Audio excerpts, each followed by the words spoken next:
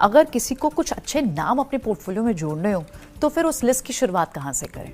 तो फर्स्ट लीजिए federal bank, one of the best mid cap bank जो बहुत स्ट्रांगली आपके एक्सपैंड कर रहा है। It has one of the best माने जो मैनेजमेंट है उसका बहुत बढ़िया है, और जो आपकी growth parameters as far as a brand, उन पे अभी आरबीआई ने थोड़ा सा स्ट्रिक्चर लगाया ऑन को branding.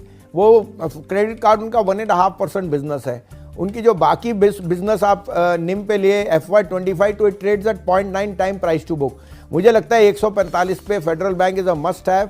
Gold loan, agri loan, MSME में एक्सपेंशन बहुत स्ट्रांग है, और ये जो टेम्पररी हिकअप है it's a opportunity to buy. ये मुझे 200 रुपए का टारगेट दिखता है फेडरल बैंक।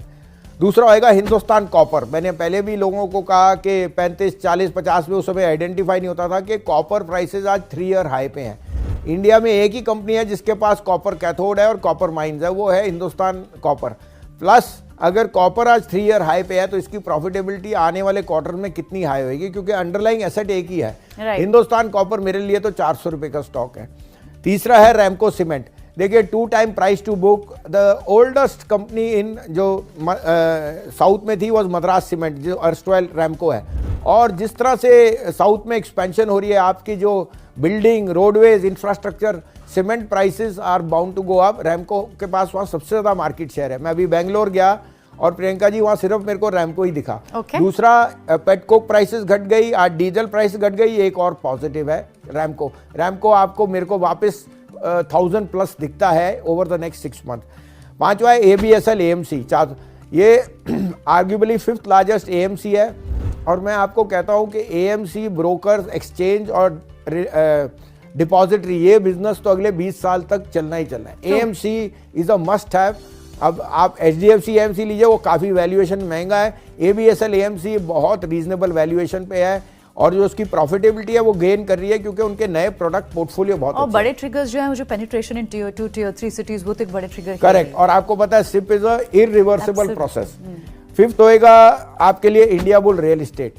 देखिए 5000 करोड़ पे आपको one of the largest players in Maharashtra और दिल्ली मिल रहा है, और जिसपे NCLT ने लास्ट 2 मीटिंग में उसका नंबर नहीं आया, नहीं तो क्लियरेंस देनी थी। एम्बेसी दिसंबर में था ना उसका। हाँ, embassy arguably is the largest मैंने वो 1 लाख करोड़ तक के कॉन्ट्रैक्ट कर सकता है। और एक बार वो एम्बेसी के हाथ चले गया। आई थिंक 19 को EGM है फॉर प्रेफरेंशियल अलॉटमेंट, 24 को NCLT से।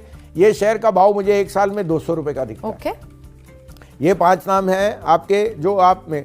अब मैं आपको 5 और नाम दूंगा, अगेन मिड एंड स्मॉल। तो पहला है उसमें वेदांता। देखिए Vedanta is the only company जिसके पास दोनों फेरस नॉन फेरस में बहुत अच्छा एक्सपोजर है। स्टील है, एल्यूमिनियम है, कॉपर है, जिंक है और सिल्वर है, जो किसी कंपनी पास नहीं है। और निकल में it's only player in the country. Plus Cairn energy on the gas side. आपको शायद पता नहीं है, उनके पास 1400 मेगावाट पावर के भी हैं, तो थर्मल पावर में जाते हैं। और कंपनी ने अब आपको इन्वेस्टर्स के लिए अनलॉकिंग के लिए डीमर्जर की बात कर दी। Demerger will be very positive, और मुझे लगता है ये शेयर का भी री रेटिंग एमिनेंट है। प्लस मैं कमोडिटीज पे पॉजिटिव हूँ ऑन द चाइना रिसाइकल। दूसरा है आपका RBL बैंक। देखिए रिसेंटली महिंद्रा ने 4% स्टेक लिया है। इस पे कोई लार्ज प्रमोटर नहीं है, 2% से ज्यादा किसी के पास स्टेक नहीं है। मुझे लगता है RBL is in for a री रेटिंग। इसकी जो फाइनेंशियल MSME बुक है वो इतना एक्सपैंड कर रही है, management itself is very optimistic, और वैल्यूएशन पे it's trading at less than 1 time price to book. तो मुझे लगता है RBL में जो महिंद्रा ने स्टेक लिया है वो कोई एज अ पैसिव इन्वेस्टर नहीं है। वी विल सी ओवर, लेकिन ये शेयर री रेट हो सकता है। नेक्स्ट हम आ गए रूरल इनकम्स में। Bata is arguably one of the best sort brands in India. और आप जानते हैं the aspiration to grow from chappal to school active lifestyle ये बहुत एमिनेंट है, और जूते आपके वेयर एंड टेयर में हो जाते हैं। बाटा 2-3 साल से कॉन्ट्रैक्ट मैन्युफैक्चरिंग कराता है और मार्जिन उसका बहुत स्टेबल है। जो ब्रांड है वो इरिवर्सिबल है, और जो कैंपस से बाटा का शिफ्ट है वो रूरल इनकम्स में विल बी अनइमेजिनेबल। मुझे लगता है अगले 2 क्वार्टर ये शेयर बहुत स्ट्रॉन्ग नंबर देगा। साथ में आपने देख लिया LPG प्राइस कट आ गई, आज फ्यूल प्राइस कट आ गया, ये सब रूरल इनकम्स को बताते हैं। फिर है पातंजलि।